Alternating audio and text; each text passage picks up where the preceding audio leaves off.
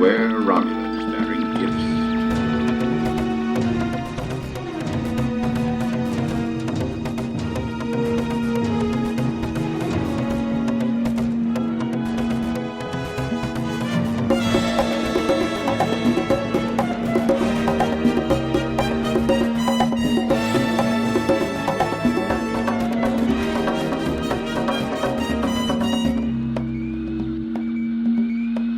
Not getting too deep into it, what do you guys think about the Orville? And we've all seen the first 4 episodes.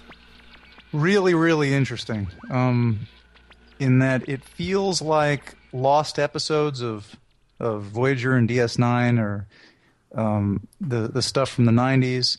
But then every once in a while, somebody calls somebody else a dick. It's a weird combination of I have those two responses. On the one hand, it feels spoofy, and then all of a sudden, I really feel like I'm watching an old episode that I haven't seen before, which is great, and which is really why I'm going back to look at it over and over again. Not the jokes. The jokes, I'd say, 15% of them actually hit and are funny and worth putting in. That's a low percentage. Yeah, I don't find it all that funny, and so it's kind of awkward for me because it doesn't. Does it work? If I ask the question, does it work? No. But do I keep watching it? Yes, and I keep watching it because it feels like lost episodes. So that's my take. I agree 100%. 100%. Yep. I don't even have to say anything else. I agree a lot. I don't feel all your points as strongly as you do. But I mean, it's kind of similar. Like, it reminds me very much of TNG era, and the stories themselves feel very television Star Trek, which I kind of like, actually, to be honest. And, but it is a little bit strange having the jokes. Like, at one minute, they're having silly dick jokes, and then at other times, the episodes feel oddly serious. Yep. And I get that, but it hasn't really thrown me completely yet in any of the 4 episodes we've seen. But I will say this, though. I really, in general, love that the Orville show exists as it is. I am amazed that it was produced and exists. Because it just seems... I mean, obviously it has the backing, or, the strength of Seth MacFarlane, and he's like the darling at Fox, of course, to a degree. And so I get that. It never would have happened if not for his involvement and his creation. But that means it still amazes me that it's on the air, that's on network, that... Like, it feels like the suits at the network or whoever's up in upper management kind of... It seems like they let Seth MacFarlane do whatever he wanted.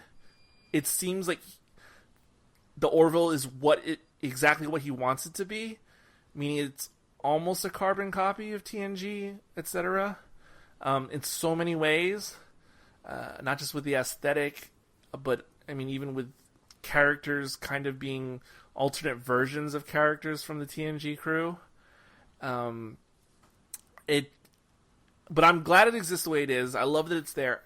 And I love having both. I wish I could keep both, meaning I wish the Orville could go off and have 7 seasons and Discovery at the same time. I would love to have both. Because I like each in their own way. But, yeah, I don't know. It is bizarre. I enjoy it. And it seems like a lot of people seem to be enjoying it. My unscientific take from social media is that quote-unquote Trekkies seem to be more vocally behind the Orville and more vocally against the Discovery. That's just my anecdotal unscientific poll. And fine if that's what it is, but I don't know. I hope the show can continue to grow, because as much as I like it, it's definitely early days for the Orville as a series. And if it could make it 2-3 plus seasons, I think it would get really good over time. Much better than what we've seen so far. I mean, when the production crew really starts to understand what they've got, not just from a production viewpoint, but from like really figuring the characters out. Just like how the Star Trek shows of yore, how they mostly all had to find themselves, and it took a while.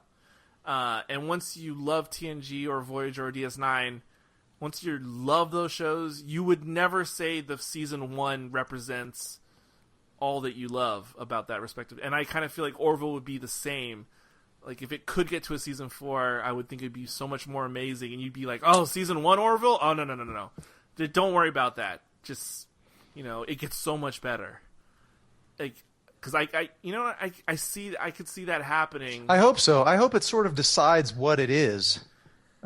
Because it runs the risk of not being funny enough to be a great comedy, and then not being. It's trying to be serious in some places, and winds up being a little bit silly or cartoony, and then is unsatisfying because they've drawn you in, and you really feel like you're watching a Star Trek of sorts. And a good example of that is that tree that they grew inside the ship, and it just blew up the ship.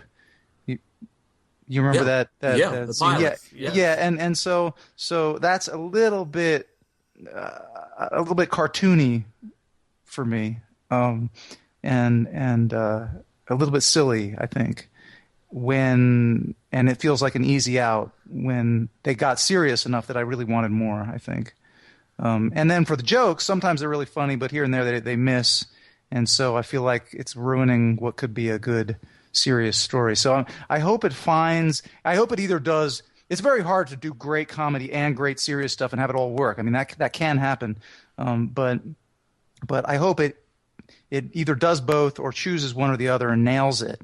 But I was really impressed with the look of it, and the music is pretty wonderful. Well, speaking of sound-alikes, what we were talking about earlier with like Giacchino on Rogue One, oh my gosh, it is as sound-alike as you could possibly get. Yep. I can't remember if it was the second episode where, I think it was, where they were straight up doing a sound-alike of the James Horner Wrath of Khan score at times, and it was. I mean, I love it, but it was just like, whoa, this is too much.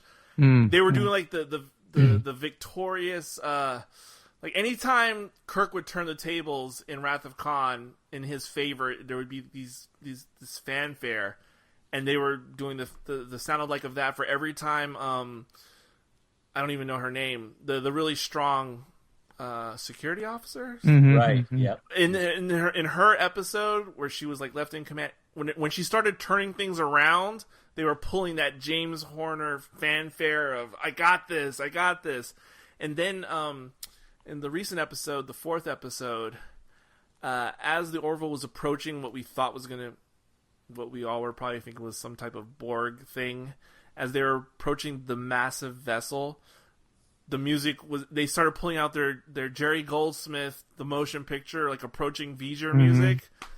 I like it, but like the series itself, you wonder how much is this homage / parody / copyright infringement? Because it oscillates between those avenues, not just with the music, but I mean as a whole, and it gets a bit confusing at times. Because it really does seem like, was it Axanar or a different Trek film where they completely altered it, to make it jibe with the Viacom or what Paramount rules, for Star Trek fan films. And remember, I don't know if it was the Axanar or something else, where they completely changed it. Like they got rid of all the Starfleet insignia, they got rid of all the Star Trek jargon to make it, worthy, provable and that's what the Orville feels like. That they only changed it just enough to not infringe legally, but other than that, it's shocking to me. Yeah, how much it's like 90s Trek, which I'm okay with it. It's just a weird place to be. Yeah, well, I mean, you both hit on some key issues. One, a show like this couldn't have been made unless Seth MacFarlane made it, because he has the authority and the freedom with the network to pull something like this. I mean, he's tried a couple of other things before. Remember that he tried to do like a classic 70s variety show once on there too, and nothing about it seemed like it was going to work. It didn't work, but only because the taste of audiences have changed. But I couldn't imagine anyone else even being able to pitch something like that. But Seth has got his authority at Fox, and so they gave it to him, and it did not go well. But I think the same sort of freedom that they gave him for that, they gave him for the Orville. And you were wondering about the executives. I think the executives aren't really watching, just like they weren't watching with that one, until the numbers come back. And then if it's getting viewership, if it's getting numbers like it's going to survive, well, then I'm concerned that the suits are going to come in and start trying to change it. If it was left alone to McFarlane and his crew, I agree with you guys. I think that this show could crystallize and it could become a neater, cleaner version of itself. But I am afraid that either the numbers won't be strong enough and we're going to lose it, or if the numbers are strong, the suits are going to come in and go, well, we are kind of infringing on copyrights. We need to start changing these things. This, and then they're going to mess it up. So it's sci-fi is precarious anytime you put it on. When it's novel, they think it's not going to have enough audience to bring people in. If it's too close to something else, then you've got to worry about the audience getting frustrated with it. So it's going to be an interesting balance. Yeah. But I agree. It's interesting. It really is interesting. It was much better than I expected it to be. And yes, I agree. And while it seems like many, if not most, old-time fans seem to approve of the Orville, I have no idea what the quote-unquote layperson thinks, or person who's not really that into Star Trek. Like, is Orville completely ignorable? I have no idea what it's like for someone who's not that into Star Trek or not familiar with 90s Star Trek. There has to be a segment out there who, love the Abrams films but never got that much into anything else Star Trek. Like, how could those people, would Orville even work for them in any way if you're that type of fan? I have no idea. Whereas, of course, probably Discovery would work better, possibly for that type of fan, but because I'm just saying, Orville can't survive on old fans alone. I'm going to have my niece watch this. She's, I think, 14 now, and she's been into she grew up on the Star Trek movies, the last three movies. So the Abrams ones. Yeah. So you see, in a world I'll have to like watch when we were young, when we didn't have a million choices for stations and different series, I think the Orville would be a strong show. But in this modern world where there is amazing television everywhere you turn, no matter what you're into, it seems much more difficult to keep something like the Orville going, unless it was like a micro-budget type series or, something on Crackle, something that's very inexpensive to produce. I could absolutely see something like the Orville thriving, but I think the question is how many viewers are there out there like me who will watch this just because they're hungry for the 90s Trek universe? Well, this feels like it. Yeah, so if there are enough of those people, and I don't know how many of those. I have no idea. The other thing that might be bringing some people in is it's so strongly much like Galaxy Quest.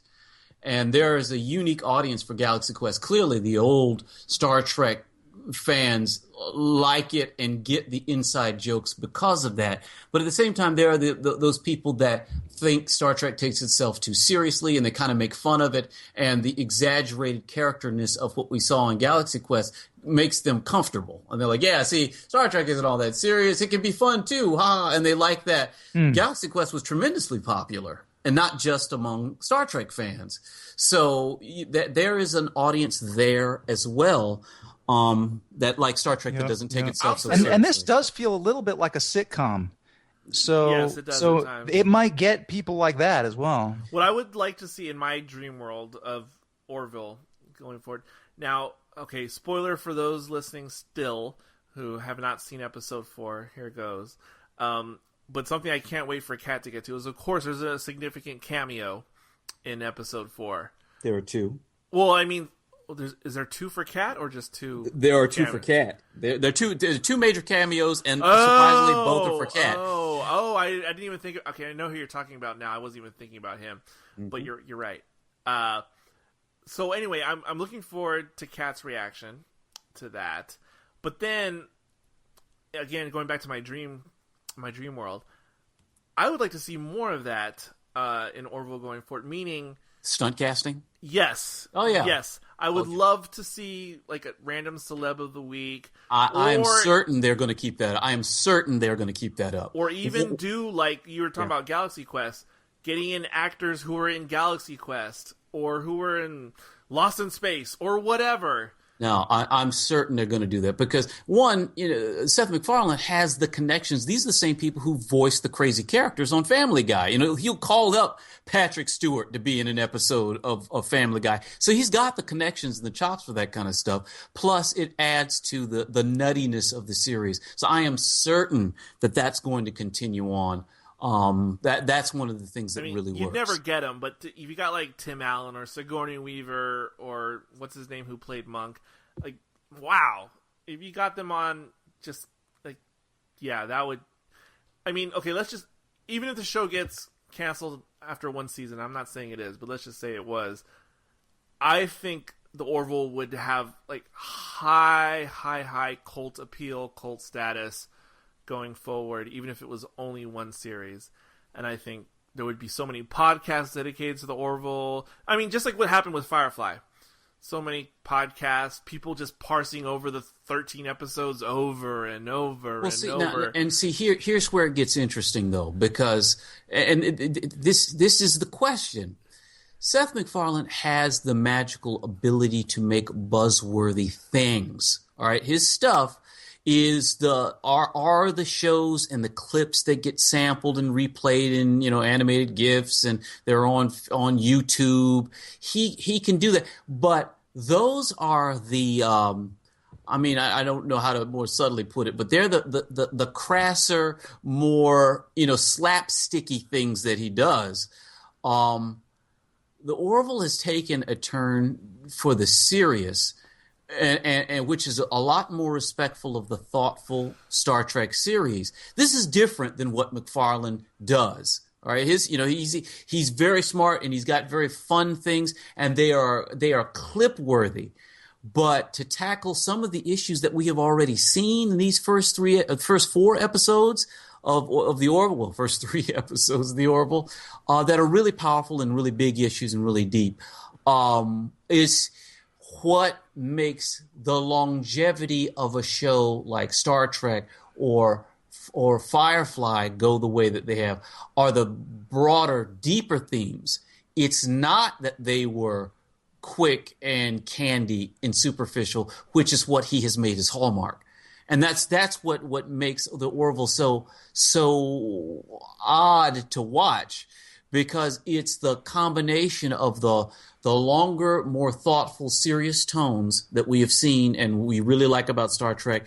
And then he tries to put in the clip-worthy, slapsticky Family Guy stuff in there, too. There's all this respect followed by sudden lack of respect. Which is really, really weird. And some of the humor, so there are different kinds of humor in here, and some of them could work long-term and some of them don't. Like people just saying really crass stuff and making a dick joke after a long, very serious piece that worked really well as a serious piece doesn't quite work long term. On the other hand, if the humor is kind of woven into what is happening, into the plot itself, like where he's talking with he winds up chatting with his mother and father on the view screen. You know, that's the kind of silly, that's kind of fun, That and yeah, and it just takes Star Trek a little farther and pokes fun at it without being real disrespectful and without just being crass, and where the humor is built into the storyline and the plot itself, I think it could really work. But if it's just people saying something snotty, you know, I don't think it's gonna. Well, let me say this because I'm not trying to go down another rabbit hole, but the elephant in the room for me topically, because of what I've just heard, is how much have either of you or both of you seen of Rick and Morty? Not very much. I watched it for a little bit and then I didn't. I got okay. And Carl? Just a little, not much yet, but I'm getting into it. Okay, I just wanted to know because I'll parse my words selectively. So in regards to what we were just saying about the Orville, the big elephant in the room for me is there is already a template out there for how to accomplish what I think you guys were talking about, and it is Rick and Morty, and what they just finished the third season recently, and without giving anything away or anything like that, I just want to say, you know, it starts off great, Rick and Morty. In season 1, it's great, but the episodes are very standalone-ish, and, you know, separate little adventures, yada yada, even though they're great, etc. But much more in the second season, and debatably, arguably in the third series as well, just in a different way. I don't know who figured out what behind the scenes, but they found a way to somehow still have individual episodes and cram in all the crash jokes and tomfoolery, but have like a connective, like realistic, dramatic undercurrent, like for a season that kind of binds things, that kind of binds the individual episodes, and it's a remarkable balance. It's one of the things that blows me away about the show. Like, how do they do that? Meaning, have dick jokes and like shit jokes and you know, fart humor, but then there'll be something that you go, oh, what, like just like how science fiction does the allegory of things in society, along with all the jokes, you'll go, oh, wait a second, so and so really does feel like an absent parent, and even though there's all these silly jokes, you still get the, like, whoa, that,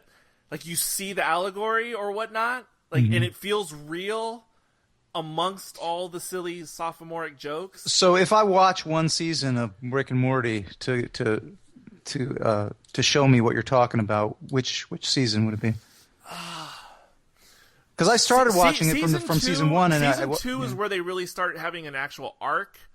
Where things are much more connected. But season 3 is where they get more into the emotional arcs of the characters, intermixed with the episodic tomfoolery. Maybe I'll so try to see. It depends. I can't really say for sure which would be best for you, Tom.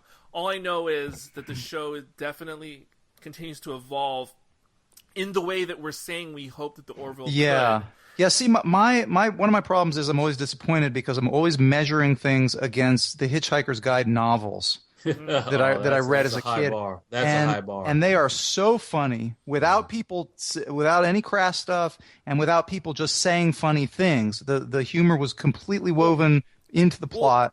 And there was a lot of deep, sad stuff going on in there as well. And again, without spoiling specifics, just speaking in general terms, like, there's episodes where you think, wow, Rick is being even more dickish than you. Like, you just think, God, this person, there's nothing redeeming. Like, he's just doing this because, you know, he has, like, sadomasochistic feelings. And, you know, he's just being an evil dick for no real reason.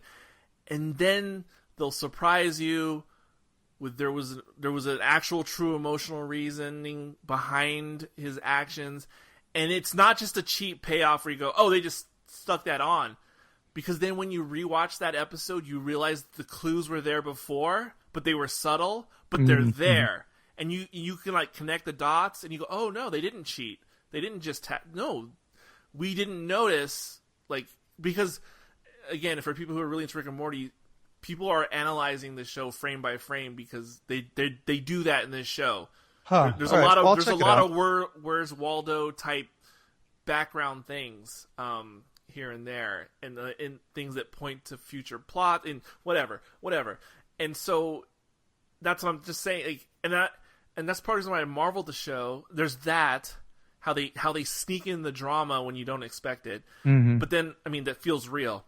But not only that, but they take sci-fi tropes that we all know from Twilight Zone, from Star Trek, from whatever, and they really like twist them on their end. And that is the other enjoyable part, that if you're just a sci-fi fan in general, wow. And it seems some of the plots, the antics are sophomoric, but when you like try to map like the plot or how they put the script together, it's so intricate. And when you like sit back and think about it, and you're like, wow, how did they even pull that off? I don't know. And so I don't know how they're pulling it off, what they're pulling off that show. It feels like they have magic in a bottle, because if every show knew how to capture that, they would all be doing it, whatever the show is. So I don't know, but it definitely needs to be discussed more. Rick and Morty on this podcast, or Sci-Fi Party Line, or just anywhere.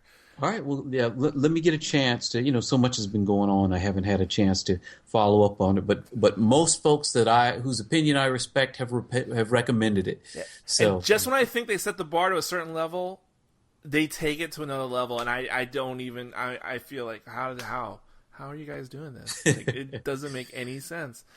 But, all right. Well, this has been a long show, but it's finally come to an end. And closing out this discussion this time, this is Eric. This is Carl. And this is Tom. And even if your show is creatively bankrupt and gets canceled after one season, it's not cheating if it's with a blue guy.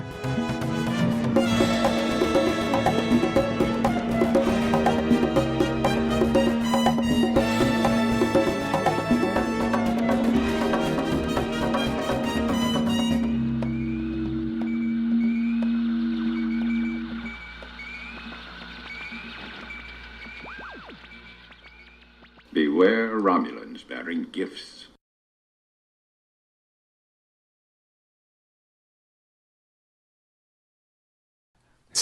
There you go. There you go. I see. I was trying. My mind was wrapped around blue guy coitus, and I just couldn't. It wouldn't come together. But that works. That works. There you go. Thank you guys.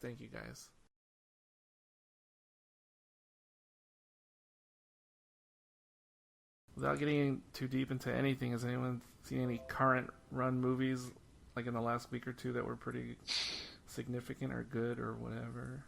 I mean, I know almost nothing has come out in the last 2 weeks. But yeah, I mean, the only thing I saw was Terminator 2 3D. So that came out in the last 2 weeks? Well, I saw it in the last 2 weeks. Yeah, I haven't watched anything. I never know how old things are by the time I watch them. But that was theatrical, Carl? Yeah, that's what I'm saying. I saw it in the theater. They re-released it and remastered in 3D. Right.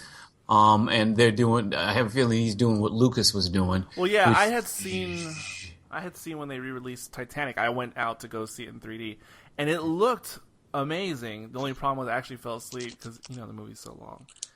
As much as I like Titanic, I fell asleep. Okay. I still haven't seen Titanic. Really? Yeah, I have to. Same I have thing to watch happened it. when they re-released Superman the movie. This is like 10 years ago or more. They re-released it, and I went to go see it like around midnight, and I fell. Cause, that's also a very long movie, and I fell asleep about halfway. Now, Tom has not seen Titanic, so no one spoiled the ending for him. Yeah. They could make it. You never know. Hey, you guys see The Life Aquatic? Yeah. Steve Zissou? Yeah. A long time ago. Yeah. Yep. I've seen it like within the last 4 months. Okay, sorry. I was scrolling through my Facebook timeline, and I saw it come up, and I just thought I'd ask. I didn't notice Eric had posted it, and you had commented on it, so I was just like, oh yeah. Yeah. Posted what? I was scrolling through my Facebook timeline and I saw that Life Aquatic popped up on there. Oh yeah. So I just started asking people about it, and I didn't realize that you had posted it and that Kat had commented on it. But something happened where I was only able to watch the first half of it, and I don't know, the cable went out or something. So what I saw I liked, but I never got to see the end. So let's see. Boring anecdote, but so I'm super obsessed with like Wes Anderson, Stanley Kubrick. Who's the other one? Coen brothers. Like I'm obsessed with all their movies. Mm-hmm. But obviously I could have finished watching all of their movies at least once 5-10 years ago if I had wanted to. Mm-hmm. But once I started going through their libraries and then kind of getting halfway or more, mm-hmm. I have been like reluctant to finish them. So I've been saving them mm-hmm. like vintage wines. I get it. It's weird though. I should just watch it, but because I had the Kubrick movie Lolita, I had it in the cellophane for about 3 or 4 years, and I just busted the hymen on that. Oh jeez! Wow. Well, I'm glad that you are pacing yourself for these things. But I did the same thing with classic Doctor Who. There's approximately 8 existing stories that I have not watched, and it's all intentional because I don't want it to be like, oh, there's none. I've exhausted them all. But it's weird though. Sometimes I wish I could forget more easily some of these shows so I could enjoy them again.